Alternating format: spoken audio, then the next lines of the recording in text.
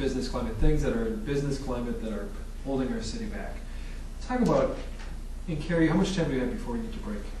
6 minutes. 6 minutes, okay, good. Let's talk about a department that really kind of needs some help, building inspection. This is something that we get a lot of calls at the chamber about. In fact, I have a couple of emails in printed form in front of me from a nonprofit agency that had to lay some folks off, all because they couldn't get building permits. And so I wrote something about it, sent it out to our members. And then I got an email from the same agency saying, you know, that helped us maybe a little bit, and we got a couple things going here, but now I'm getting some real negative, I'm having some negative experiences with the building inspection because of this. What do we do about this? You guys would be counselors if you're elected. How do we change that? How do we get rid of the problem and fix it once and for all? Tim, you're shaking your head. No, everyone's got a building inspection or inspector's office story, and I hear it all the time. And frankly, I don't think any one of us knows exactly what the problem is, other than things aren't working right. And we, as candidates, have to be careful about saying, you know, if I'm elected, I'm going to change that, I'm going to revamp it, I'm going to fix it, because we really can't. That's not our role to go in and change the building inspection office. But that should be a job that administration is doing, and it hasn't done that, and hopefully the new administration is But unless you have gone through that process, you don't know what it is. You don't know. And I think you've got to bring some of the people in that have gone through it and been frustrated by it and have failed in the process. Then you find out what you got to fix. Okay. Right, but we can't, it's not the council's role to micromanage all these different departments. Hopefully we're going to have an administration that's going to look at these departments. Obviously something's not working right. But would it be fair to say this, that as counselors you would have influence? And let me reference one thing. Current counselor at large, Roger Reinert, has had this big thing about snow plowing. Like Minneapolis, you would plow to one side of the street, all the way to the curb, haul the cars away if you have to, plow to the curb, and then you park there, and then you plow the other side. And it's not like Duluth, where they kind of plow one side on 3rd Street. We all know what we're talking about. And then for the whole winter, people drive in this big mess of snow. Well, Roger's been fairly influential in pushing and pushing and pushing and pushing on that issue, and now we're going to follow the Minneapolis policy. Is it fair to say counselors might have that kind of influence?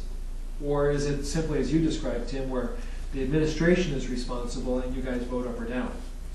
Well, I think that's, that was a somewhat of a different scenario, I think, because that's where we actually passed a new overall policy. But I mean, to go in and for the council to change how the building inspections office works, I think is somewhat different. Okay. I just don't think we can go in there and change it. And you gotta remember, we don't have staff. People think we have secretaries and we have people typing letters for us, and we don't do anything else all day long. But we cannot go in every little department and start micromanaging. It's just not our role. So we can take part, and we can, like Jack says, we should maybe go follow somebody through the format and see what's going on and what kind of problems, so we understand it better. Because I don't think anybody completely understands it, unless you've gone through the process. So to have that understanding, right? No. Tony? Number one, I think Tim is right that for the most part this is an issue that needs to be worked on and or solved by a mayor's administration.